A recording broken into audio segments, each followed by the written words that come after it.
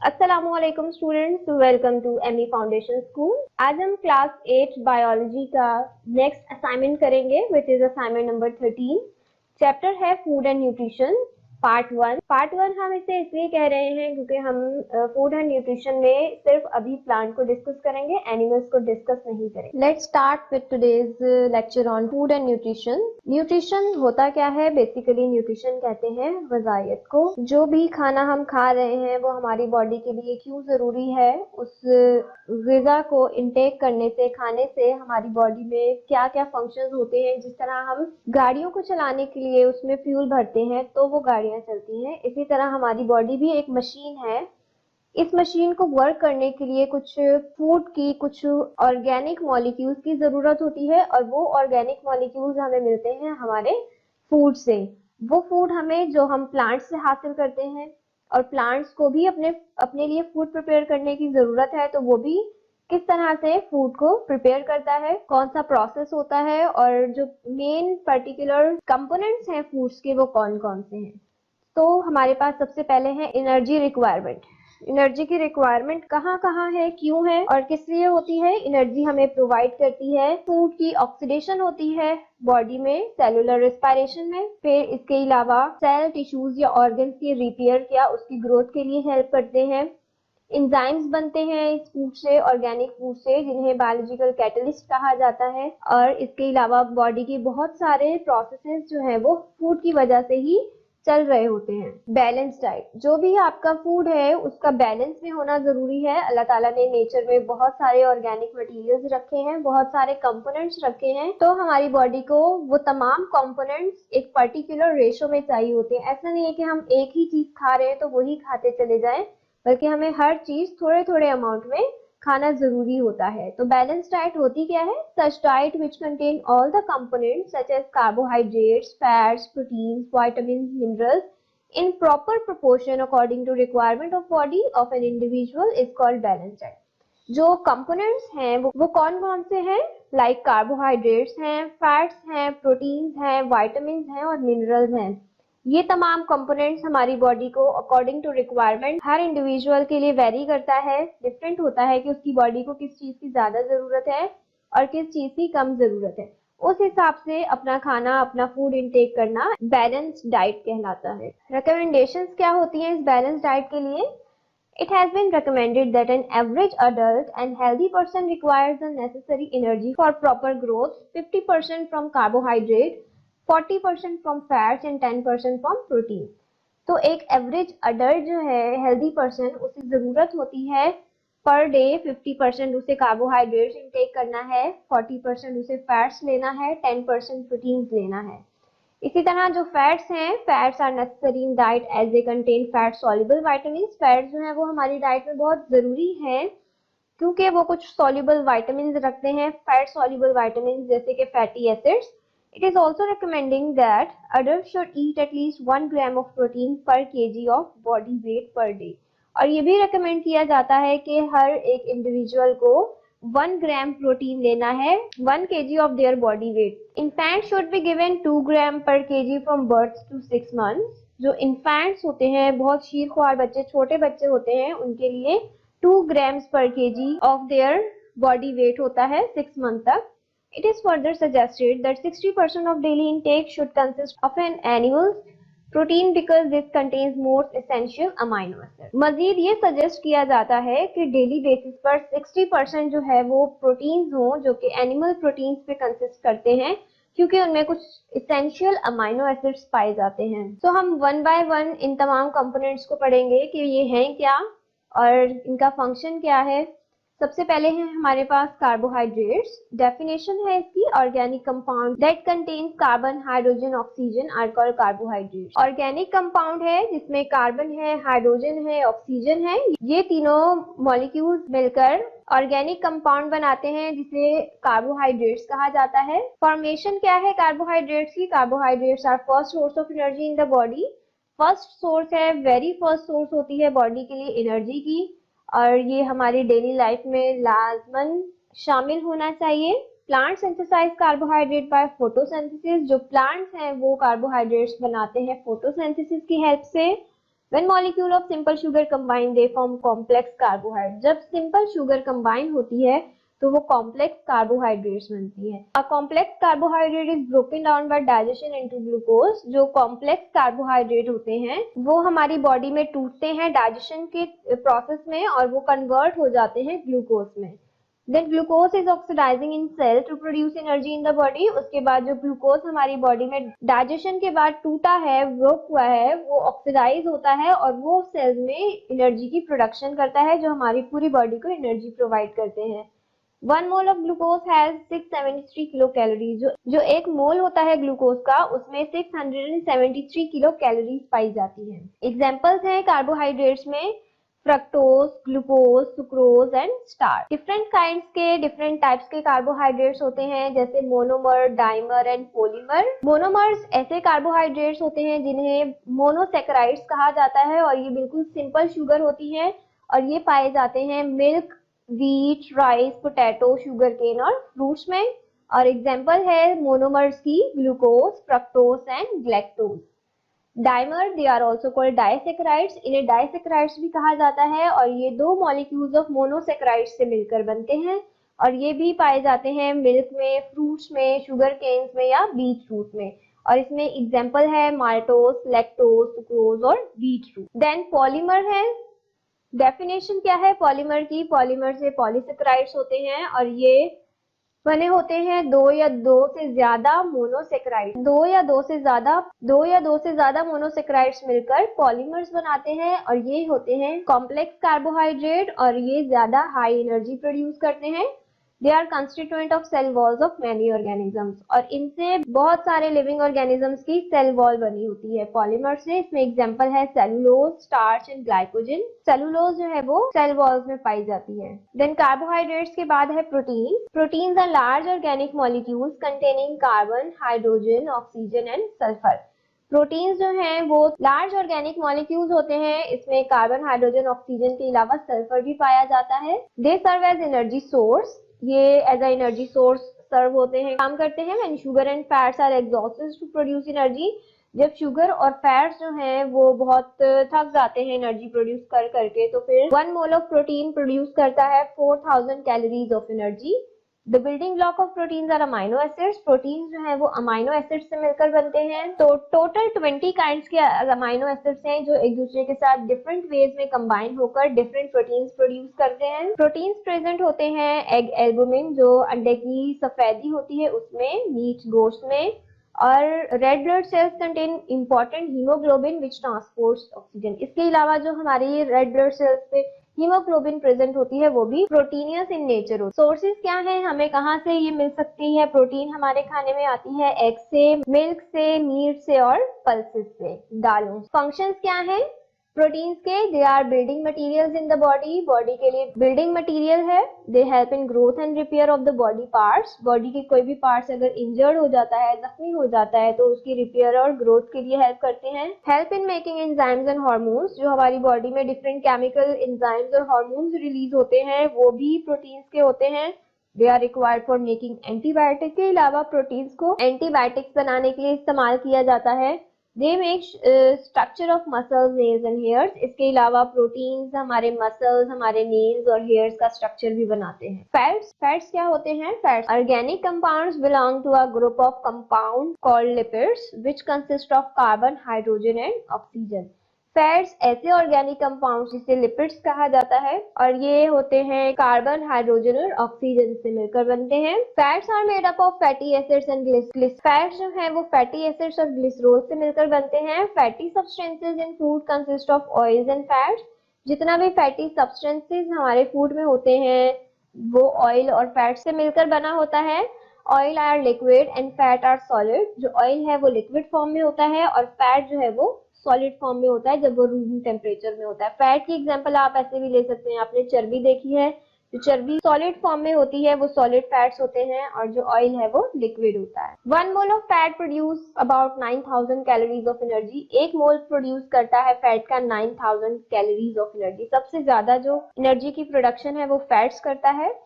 Function क्या है fats का? Excess of food in our body is stored in the form of fat. जितना भी हमारी बॉडी में extra amount of fat store होता है वो फैट की फॉर्म में स्टोर होता है। और अगर हमारी बॉडी में शुगर नहीं है, इन एब्सेंस ऑफ शुगर है, तो जो भी स्टोर्ड फैट होता है वो टूटता है, ब्रोकन डाउन होता है और वो एनर्जी रिलीज करता है। सोर्सेज क्या है फैट्स के? फैट्स हमें मिलते हैं घी से, बटर से, क्रीम से, फिश ऑयल से।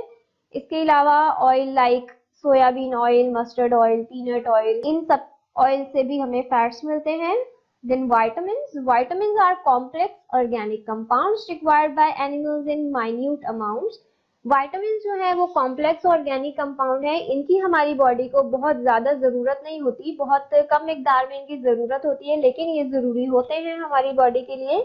They do not have any value as source of energy, but they are important for our body for proper growth and development. Vitamins as a source of energy काम नहीं करते, बल्कि ये हमारी body की proper growth और development के लिए काम कर रहे होते हैं।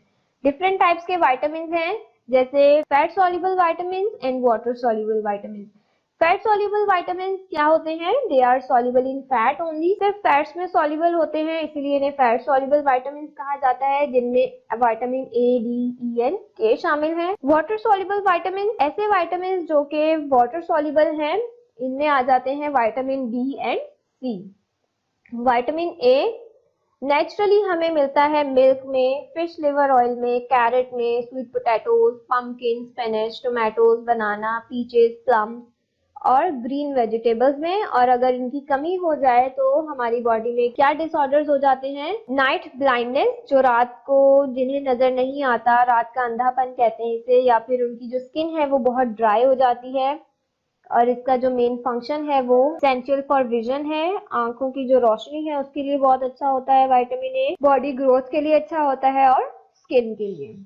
Vitamin B is a complex of many different vitamin. Vitamin B जो है वो डिफरेंट विटामिन से मिलकर एक कॉम्प्लेक्स बनाता है। कौन कौन से विटामिन होते हैं वो? B1, B2, B6, B12 और भी बहुत सारे। ये प्रेजेंट होते हैं व्हीट ग्रेन्स में, गंदुम के जो दाने हैं या गंदुम है उसमें, दूध में, एग्स में, मीट में और फ्रेश वेजिटेबल्स में। और अगर विटामिन बी की कमी हो जाए तो कॉज करता है ये बेरी एक बीमारी है, जिसमें बॉडी बहुत वीक हो जाती है, हार्ट बीट जो है वो बहुत ज्यादा इरेगुलर हो जाती है, हार्ट बीट का रेट जो है, इसके अलावा वेट बहुत लॉस हो जाता है और मसल्स वीक हो जाते हैं। विटामिन B2 जो है वो अगर हमें सफिशिएंट अमाउंट में नहीं मिलता तो ये हमारे लिप्स को क्रैक कर देता है, हमारी टंग जो है वो बहुत ज्यादा सोर हो जाती है, खट्टी हो जाती है और ये इफेक्ट करता है नॉर्मल ग्रोथ। B6 की अगर हमारी बॉडी में डेफिशिएंसी होती है तो वो डायरेक्टली हिट करता है नर्वस सिस्टम में, और नर्वस सिस्टम कहते हैं जो हमारा ब्रेन का सिस्टम चल रहा है वो।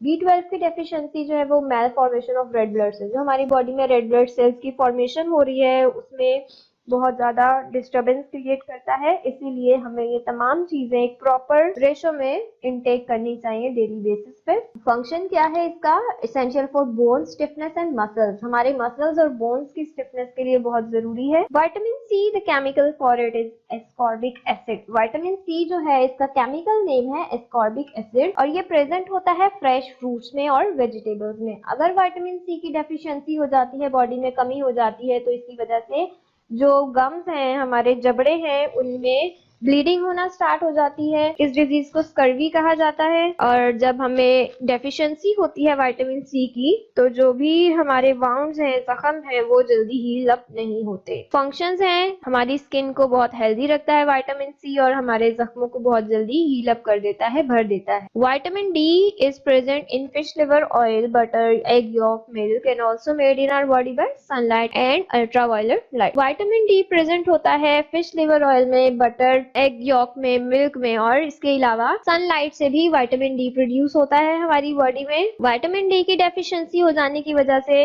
अक्सर जो बच्चे हैं उनकी जो लेग्स हैं वो डीनेचर्ड हो जाती हैं, वो सही से चल नहीं पाते, उनकी बोन्स बहुत वीक हो जाती हैं, पेनफुल होता है। विटामिन डी की डेफिशिएंसी अक्सर आपने सुना होगा कि आपके जो बड़े बूढ़े हैं उनकी घुटनों में दर्द होता है, तो वो उनको विटामिन डी की डेफिशिएंसी की वजह से होता है। फंक्शंस हैं, vitamin D is needed for development of strong bones, जो हमारी हड्डियां हैं उनको स्ट्रॉन्ग करने के लिए जरूरी है। It helps in absorption of calcium which makes the bones hard.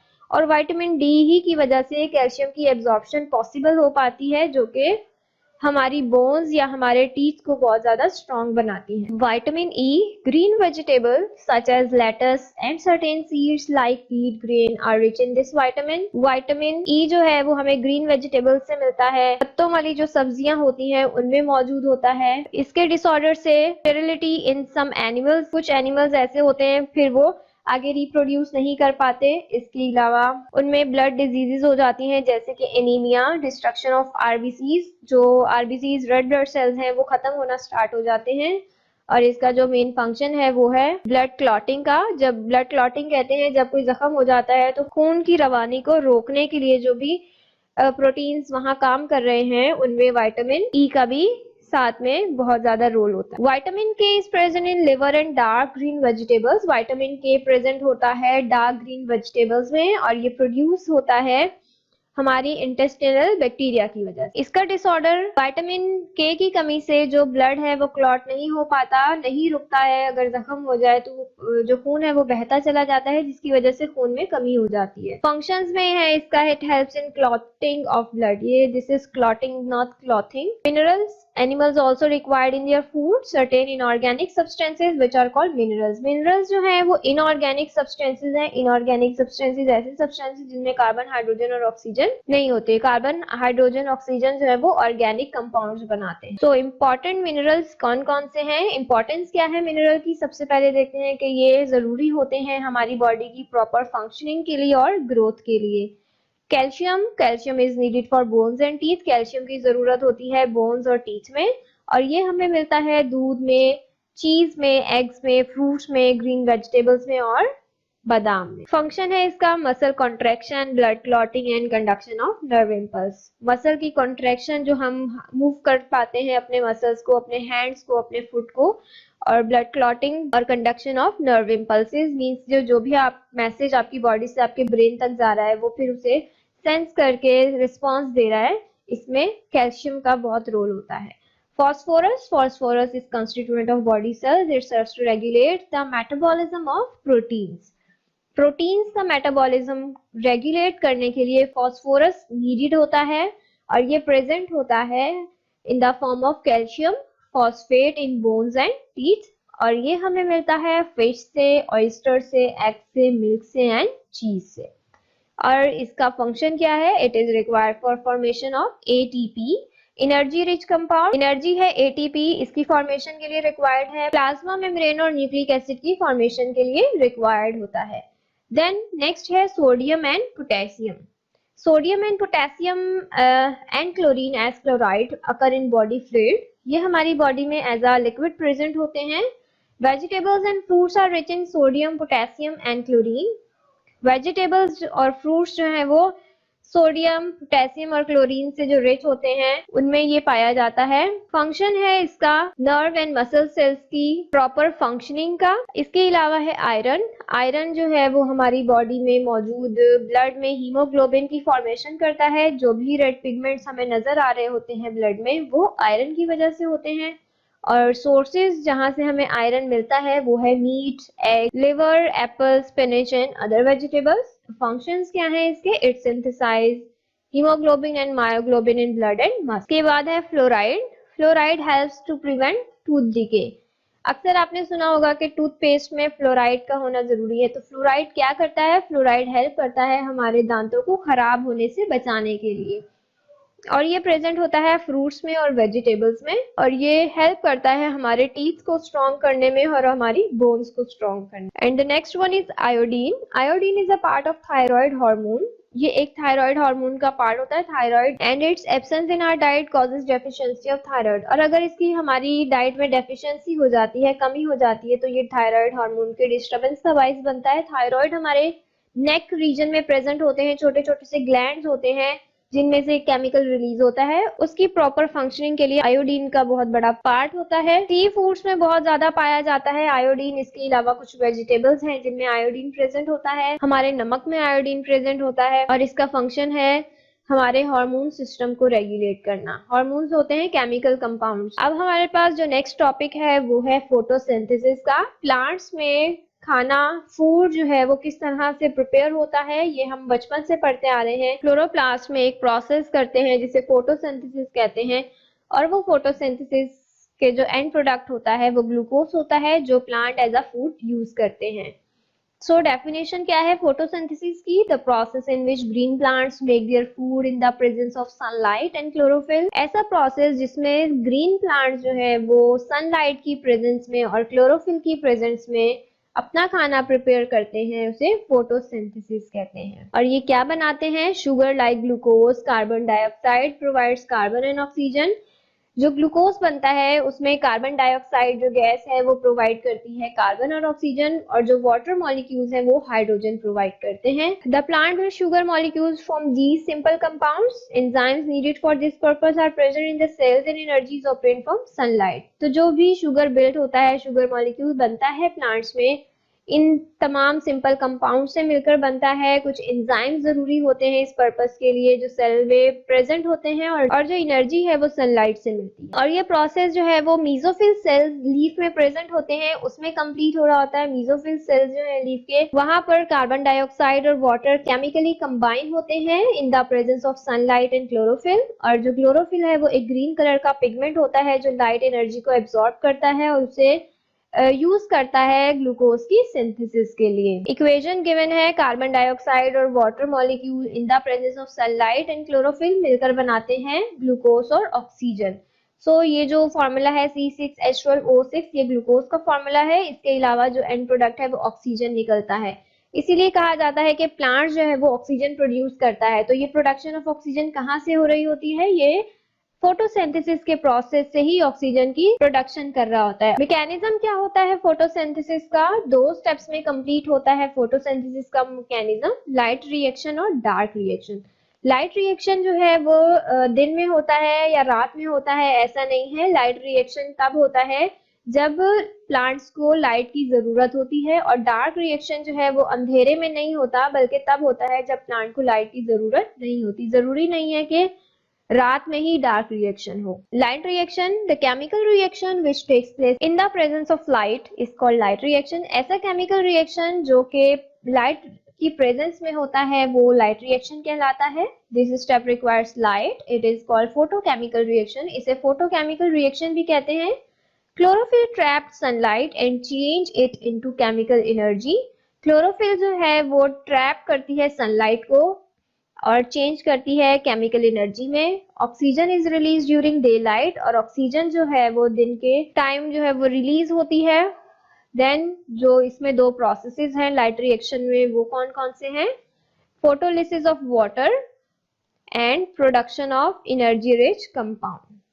Photolysis of water किसे कहते हैं? Light energy split water into hydrogen and oxygen. जो लाइट एनर्जी है वो पानी को तोड़ देती है हाइड्रोजन में और ऑक्सीजन में, और ये प्रोसेस कहलाता है photolysis. Oxygen release from the plant body and hydrogen combines with carbon dioxide. जब पानी टूट जाता है 2 कंपाउंड्स में, अपने 2 कंपोनेंट्स में, तो उसमें से जो ऑक्सीजन है वो प्लांट बॉडी से रिलीज हो जाती है, और जो हाइड्रोजन बचती है वो कार्बन डाइऑक्साइड के साथ कंबाइन होकर ग्लूकोज प्रोड्यूस करती है। और नेक्स्ट स्टेप में क्या होता है? Within the chloroplast, chlorophyll and other pigments form highly organized assemblies called photosystem.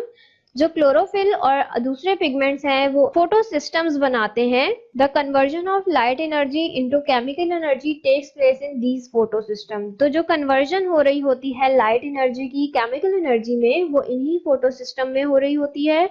It produces 2 energy rich compound. इसके नतीजे में 2 energy rich compound produce होते हैं, NADPH2 and H. NADP nicotine amide adenine dinucleotide phosphate। NADP already present in chloroplast, ये पहले से ही chloroplast में present होता है और ये रिड्यूस होकर जो है वो NADPH2 बनाता है by taking hydrogen ion। ये जो हाइड्रोजन फोटोलिसिस में स्प्लिट हुआ था वाटर, उसका हाइड्रोजन था। इसे हम केमिकली इस तरह से लिखते हैं। देन जो ATP है, एडिनोसिन ट्राइफॉस्फेट, एनर्जी करेंसी भी कहलाती है। Adenosine diphosphate combines with phosphate group by using light energy to form ATP। पहले ये डाइफॉस्फेट होती है, जब ये फॉस्फोरस को अपने साथ एडअप करती है लाइट एनर्जी में तो ये कन्वर्ट हो जाती है ट्राइफॉस्फेट में। सो कंक्लूजन क्या निकलता है? In light reaction NADPH2 and oxygen are produced. NADPH2 and ATP provide energy for conversion of carbon dioxide into carbohydrate during dark. Next, dark reaction में क्या होता है? Chemical reaction which takes place in absence of light. जब light की जरूरत नहीं होती तब ये रिएक्शन होता है, जिसे डार्क रिएक्शन कहा जाता है। इसमें जो स्टेप्स हैं केमिकल रिएक्शन के, उसमें कार्बन डाइऑक्साइड और वाटर रिएक्ट करके ग्लूकोज और ऑक्सीजन रिलीज करता है। सबसे पहले इसमें होता है fixation of carbon dioxide and water. NADPH2 and ATP provide energy for fixation of carbon dioxide and water. Then formation of sugar होती है। Fixation of carbon dioxide and its conversion into glucose occurs in the chloroplast by means of series of reactions known as Calvin cycle. तो ये जितना भी काम हो रहा है वो एक सीरीज ऑफ रिएक्शंस में हो रहा होता है, जिसे केल्विन साइकिल कहते हैं, जिसमें ग्लूकोज मॉलिक्यूल्स बनते हैं और स्टोर होते हैं इन द फॉर्म ऑफ स्टार्च। इस तरह से ये प्रोसेस कंप्लीट होता है फोटोसिंथेसिस का। देन फिर फैक्टर्स आ जाते हैं जो फोटोसिंथेसिस के लिए जरूरी होते हैं, जिनमें लाइट है, क्लोरोफिल है, कार्बन डाइऑक्साइड है, वाटर है, टेम्परेचर है। कार्बन डाइऑक्साइड और वाटर जो है वो एब्सेंस ऑफ सनलाइट में कभी भी कंबाइन नहीं होते। क्यों ऐसा होता है? क्योंकि बहुत सारे जो रिएक्शंस हैं डिफरेंट के लिए कुछ स्टेप्स जरूरी होते हैं ग्लूकोज की सिंथेसिस के लिए, और ये जो एनर्जी जरूरी होती है इसे कन्वर्जन के लिए वो हमें लाइट से ही मिलती है। इसके अलावा फोटोसिंथेसिस जो है वो इंटेंसिटी ऑफ लाइट पे भी इफेक्ट होता है। अगर बहुत ज्यादा लाइट है तो फोटोसिंथेसिस ज्यादा होगा, और हल्की लाइट है, डिम है लाइट, सनलाइट जो है वो बहुत कम आ रही है, तो जो रेट ऑफ फोटोसिंथेसिस का रिएक्शन है वो कम हो जाता है। इसी तरह फोटोसिंथेसिस का प्रोसेस आर्टिफिशियल लाइट में भी पॉसिबल है। क्लोरोफिल जो है वो ग्रीन कलर का पिगमेंट होता है, लीव्स में प्रेजेंट है। ये एनर्जी को ट्रैप करता है और इसी एनर्जी से प्लांट जो है वो अपनी फूड प्रिपरेशन के लिए हेल्प लेता है। फोटोसिंथेसिस का प्रोसेस विदाउट क्लोरोफिल नहीं होता। Then carbon dioxide, plants carbon dioxide लेते हैं फोटोसिंथेसिस के दौरान अपने इर्द गिर्द मौजूद हवा से, और वो लीफ में जाती है थ्रू स्टोमेटा। स्टोमेटा कहते हैं छोटे छोटे से पोर्स जो प्लांट की लीफ के सरफेस पे ऊपर भी प्रेजेंट होते हैं, और नीचे भी, जो लीफ का नीचे वाला हिस्सा है वहां ज्यादा प्रेजेंट होते हैं। अगर तो कार्बन डाइऑक्साइड का प्रोपोर्शन 1% है तो वो ज्यादा हो जाएगी फोटोसिंथेसिस, और अगर वो नीचे आ जाता है, डिक्रीज हो जाती है इसकी कंसंट्रेशन 0.03%, तो वो डिक्लाइन की तरफ चला जाता है process. Water is important in photosynthesis in 2 ways। 2 तरह से पानी जरूरी है फोटोसिंथेसिस के लिए। It provides hydrogen for building up of glucose को बनाने के लिए हाइड्रोजन जरूरी है जो कि हमें पानी से मिलता है। और opening and closing of stomata is regulated by increase and decrease in the amount of water. और जो ओपनिंग एंड क्लोजिंग है स्टोमेटा की, वो भी पानी के इंक्रीज और डिक्रीज होने पर ही रेगुलेट होती है। अगर हम पानी ज्यादा देते हैं पौधे को तो उसमें जो ओपनिंग है स्टोमेटा की वो ज्यादा होती है, उससे ट्रांसपायरेशन होती है, पानी एक्सेस अमाउंट में बॉडी से बाहर चला जाता है। टेम्परेचर, सुटेबल टेम्परेचर जरूरी होता है फोटोसिंथेसिस के लिए। जो नॉर्मल रेंज है टेम्परेचर की वो होनी चाहिए 15 डिग्री से 30 डिग्री सेंटीग्रेड तक। इससे कम या ज्यादा पे फोटोसिंथेसिस का प्रोसेस नहीं होता। फोटोसिंथेसिस के बाद बारी आती है mode of nutrition in plants. According to mode of nutrition 2 types के प्लांट्स हैं, ऑटोट्रॉफिक प्लांट्स और हेटेरोट्रॉफिक प्लांट्स। ऑटोट्रॉफिक प्लांट्स ऐसे प्लांट्स होते हैं जो कि अपना खाना खुद से प्रिपेयर करते हैं, और हेटेरोट्रॉफिक प्लांट्स वो होते हैं जो कि दूसरों पे डिपेंड करते हैं अपने खाने के लिए, चाहे वो प्लांट्स हो या एनिमल्स हो। हेटेरोट्रॉफिक की 3 टाइप्स गिवन हैं, parasites, saprophytes and insectivorous. Parasites ऐसे प्लांट्स होते हैं जो कि डिपेंड करते हैं ऑटोट्रॉफिक प्लांट्स पे, ऐसे प्लांट्स पे जो अपना खाना खुद प्रिपेयर कर रहे हैं और उन्हीं से वो अपना खाना ले लेते हैं। ये ज्यादातर ग्रो करते हैं स्टेम्स पे, ब्रांचेस पे होस्ट प्लांट की, और इनकी जो है वो स्पेशल रूट्स होती हैं जिन्हें होस्टोरिया कहा जाता है, जो कि रेडीमेड खाना जो है उसे एब्जॉर्ब करती हैं दूसरे प्लांट से। इसमें एग्जांपल है कैस्क्यूटा और मिस्टलटोल। फिर सैप्रोफाइट्स ऐसे प्लांट्स जो कि डेड ऑर्गेनिक मैटर पे फीड करते हैं, वहां से अपना खाना हासिल करते हैं, क्योंकि इन प्लांट्स के पास क्लोरोफिल नहीं होता। और इन प्लांट्स की कैरेक्टरिस्टिक्स क्या हैं? ये बहुत ज्यादा घने जंगलों में पाए जाते हैं जहां पर सनलाइट नहीं पहुंच पाती। वहां पर नीचे जो भी डिकम्पोज्ड ऑर्गेनिक मैटर है, चाहे वो प्लांट्स हो या एनिमल्स हो, वो नीचे जो मर जाते हैं, गल सड़ जाते हैं, ये वहां से अपना खाना हासिल करते हैं। और ये ज्यादातर रूट्स में प्रेजेंट होते हैं। जो हाइफी होती है फंगस बॉडी की, वो एज अ रूट सर्व करती है, फिर वो उसकी ऑब्जॉर्प्शन से अपना खाना हासिल करते हैं और फंगस को भी अपना खाना मिलता रहता है। इनमें एग्जांपल है Monotropa and Neottia plants. Then insectivorous plants, ऐसे प्लांट्स जो कि इंसेक्ट्स पे फीड करते हैं। अक्सर आपने देखा होगा कि कुछ प्लांट्स जो है वो इंसेक्ट्स ईटर होते हैं। जैसे ही उनके जो लीफ है या उनका जो फ्लावर है, कोई इंसेक्ट आकर बैठता है तो वो फौरन से बंद हो जाते हैं और फिर कुछ टाइम के बाद वो अगेन ओपन होते हैं और अंदर जो है, अंदर जो भी इंसेक्ट था वो उससे पूरी न्यूट्रिशन हासिल कर लेते हैं, अपना खाना उससे हासिल कर लेते हैं। और इसमें एग्जांपल होती है पिचर प्लांट की, वीनस फ्लाई ट्रैप की और ब्लैटर बर्ड्स की। इस वीडियो में आप देख सकते हैं कि किस तरह से प्लांट्स जो है वो इंसेक्ट्स को अपने अंदर ट्रैप कर लेते हैं, बंद कर लेते हैं बिल्कुल, और वो कुछ टाइम तक इसी तरह से बंद रहते हैं जब तक कि वो जो प्लांट है वो सब कुछ जो है उस इंसेक्ट्स की बॉडी से एब्जॉर्ब नहीं कर लेते अपने अंदर। और ये प्रोसेस जो है इनका स्लो डाउन होता है बहुत, क्योंकि प्लांट्स में जो डाइजेशन का या एब्जॉर्प्शन का प्रोसेस है वो एज कंपेयर टू एनिमल्स थोड़ा सा स्लो होता है। Now move to our assignment work. आपको डिफरेंट टास्क दिए गए हैं। इसमें फर्स्ट टास्क है आपके पास रीडिंग का। रीडिंग आपने सिर्फ पेज नंबर 126 से लेकर 143 तक करनी है। देन इसके बाद आप टाइटल पेज बनाएंगे, chapter 9 food and nutrition in plants. Task number 2 में आपको डेफिनेशंस डिफाइन करनी है जो गिवन टर्म्स हैं इनकी। So we have first nutrition, the process of providing और obtaining the food necessary for health and growth. Nutrition एक ऐसा प्रोसेस है जो हमें प्रोवाइड करता है या ऑब्टेन करता है वो फूड जो हमें नेसेसरी है हमारी हेल्थ के लिए और हमारी ग्रोथ के लिए। Photosynthesis, the process by which green plants use sunlight to make their food from carbon dioxide and water. एक ऐसा प्रोसेस जो कि इसमें ग्रीन प्लांट्स सनलाइट को यूज करते हैं अपना खाना प्रिपेयर करने के लिए कार्बन डाइऑक्साइड और वाटर से। Then autotrophs, organisms that can make their own food by synthesizing organic nutrients from inorganic materials using energy from sunlight or a chemical source to drive the process. Autotrophs जो हैं वो अपना खाना खुद prepare करते हैं organic nutrients से या inorganic material से एनर्जी और सनलाइट को यूज करते हुए। Heterotrophs, organisms that obtain nutrients by consuming other organisms. Other organisms are called heterotrophs. ऐसे ऑर्गेनिजम्स जो कि अपने न्यूट्रिएंट्स, अपना खाना दूसरे ऑर्गेनिजम्स को खाकर उन्हें कंज्यूम करके हासिल करते हैं। Saprophytes, an organism that live on and gets its nourishment from the dead organism. Saprophytes ऐसे ऑर्गेनिजम्स होते हैं जो कि दूसरे डेड ऑर्गेनिजम्स से अपना खाना हासिल करते हैं। Task number 3 is distinguish between the following. हमें इनके डिफरेंसेस बताने हैं। Difference between autotrophs and heterotrophs. They can make their own food and they cannot make their own food. Autotrophs अपना खाना खुद बनाते हैं, heterotrophs नहीं बनाते।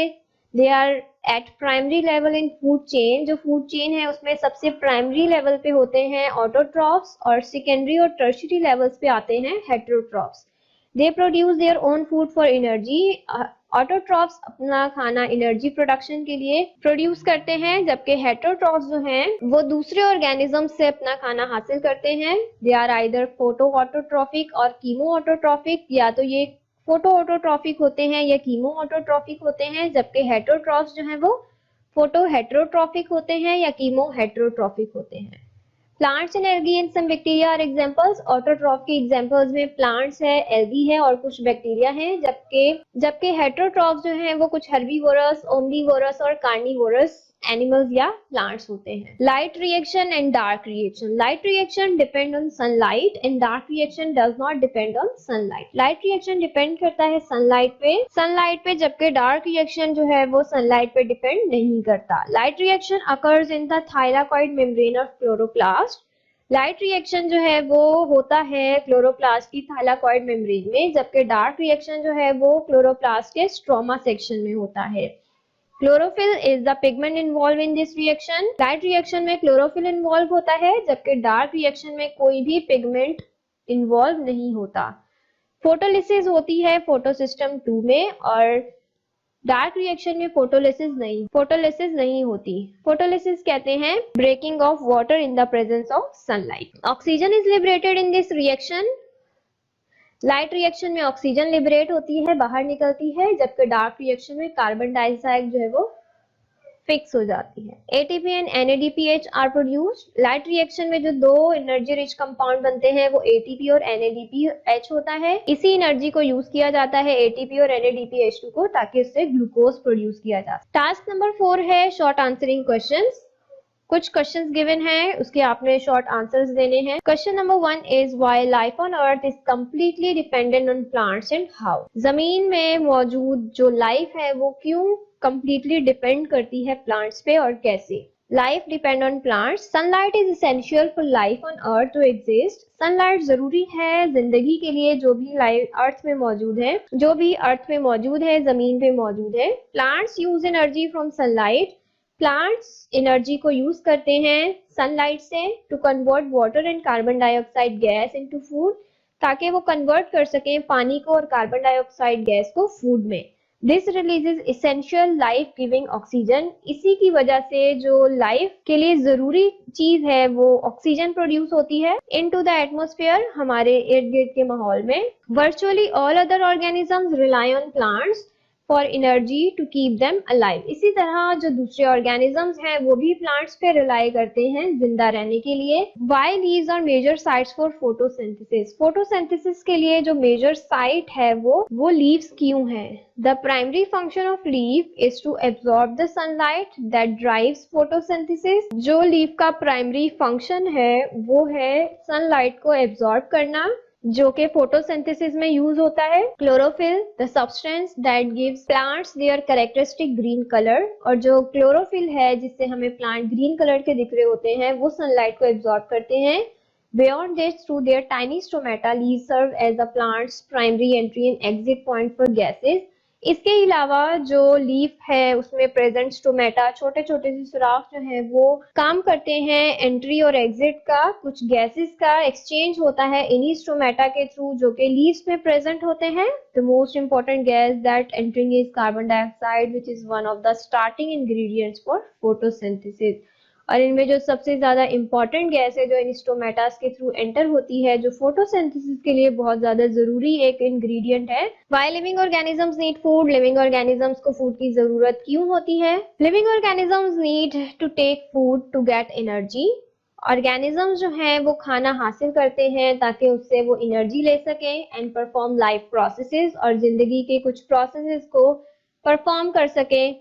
A living organism undergoes many life processes। जो living organisms हैं उनमें बहुत सारे life processes होते हैं, जैसे कि nutrition, respiration, digestion, transportation, excretion, circulation of blood and reproduction. To perform all these life processes, the organisms need energy and nutrients. So जिंदगी को चलाने के लिए, इन तमाम processes को चलाने के लिए organisms को energy की जरूरत होती है, nutrients की जरूरत होती है, जो कि उन्हें अपने फूड से मिलती है। What are heterotrophic organisms? Name the components of food of heterotrophic organisms. Heterotrophic organisms क्या होते हैं और उनके components क्या हैं, फूड के जो मेन components हैं।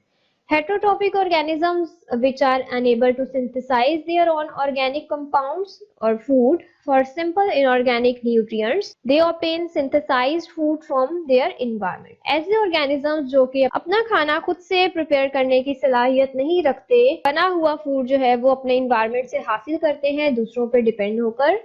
इनके फूड के कुछ कंपोनेंट्स हैं, कौन कौन से हैं। Carbohydrates, proteins, fats, vitamins, minerals and water. Write importance of chemical fertilizers in agriculture. Agriculture में केमिकल फर्टिलाइजर की क्या इंपॉर्टेंस है।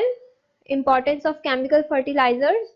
Inorganic fertilizers help to replace the mineral ions consumed from the soil by successive production of crop. Usually 3 elements are added to the soil by fertilizers in the inorganic form are nitrogen, phosphorus and potassium. Nitrogen is also added to the soil in the form of ammonium nitrate or ammonium sulfate. जो fertilisers हैं वो inorganic fertilisers होते हैं जो replace कर देते हैं minerals ions की कंजप्शन को सॉइल में। अगर हमारी सॉइल बहुत ज्यादा जरखेज होती है तो उसमें फर्टिलाइजर का होना जरूरी होता है, जिनमें 3 मेन फर्टिलाइजर्स शामिल हैं, नाइट्रोजन, फास्फोरस और पोटेशियम। अगर आप देखेंगे जो प्लांट्स हैं अच्छी फूड या अच्छा फल हमें प्रोवाइड नहीं कर रहे, उसकी मेन वजह होती है कि उसकी जो मट्टी है वो बहुत ज्यादा न्यूट्रिएंट्स से भरी हुई नहीं है, उसमें कुछ न्यूट्रिएंट्स की कमी है जिसकी वजह से उसका फल अच्छा नहीं हो पाता। Task number 5 is detail answering questions. Define photosynthesis and factors necessary for photosynthesis. Describe some special mode of nutrition in plants. 2 long questions हैं। सबसे पहले है फोटोसिंथेसिस और उसके factors. The process by which plants make their food is called photosynthesis. ऐसा प्रोसेस जिससे plant अपना फूड प्रिपेयर करते हैं उसे फोटोसिंथेसिस कहते हैं। In this process a plant can build a sugar by taking carbon dioxide from air and water from soil. इस प्रोसेस में प्लांट शुगर बनाते हैं कार्बन डाइऑक्साइड एयर से हासिल करके और मिट्टी से पानी हासिल करके। फैक्टर्स नेसेसरी हैं फोटोसिंथेसिस के लिए, उनमें लाइट है, क्लोरोफिल है, वाटर है, कार्बन डाइऑक्साइड है और टेम्परेचर है। सबसे पहले है light. Photosynthesis is affected by the intensity of light. Very intense light is harmful, while light of moderate intensity accelerates and weak light slows down the rate of photo. बहुत ज्यादा intense light अगर होगी तो ये harmful होगा plant body के लिए, अगर मॉडरेट लाइट है, नॉर्मल इंटेंसिटी की लाइट है तो वो फोटोसिंथेसिस को एक्सेलरेट करती है, आगे प्रमोट करती है, जबकि बहुत कम लाइट जो है वो इस प्रोसेस को स्लो डाउन कर देती है।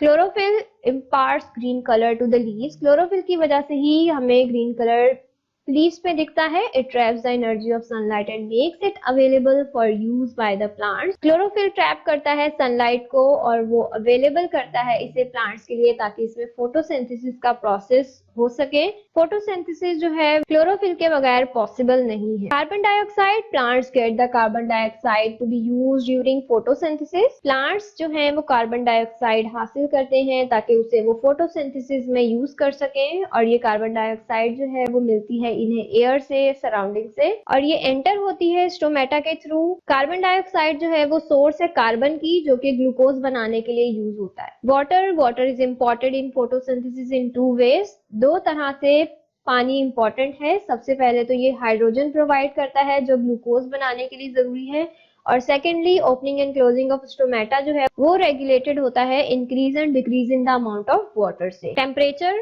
Suitable temperature is also necessary for photosynthesis. Normally temperature range of 15 degree to 30 degree is most suitable for this process. At higher temperature the rate of photosynthesis starts declining and at 45 degree completely stops. Suitable temperature बहुत जरूरी होता है photosynthesis के लिए। Normally जो temperature है वो 15 से लेकर 30 डिग्री सेल्सियस तक होता है। अगर इससे कम होगा तो भी फोटोसिंथेसिस नहीं होगा। 45 डिग्री से ज्यादा हो जाता है टेम्परेचर तो फोटोसिंथेसिस का प्रोसेस बिल्कुल स्टॉप हो जाता है। लास्ट क्वेश्चन है, describe some special mode of nutrition in plants. Depending upon special mode of nutrition they can be divided into following 4 types: parasites, saprophytes, insectivorous and symbionts.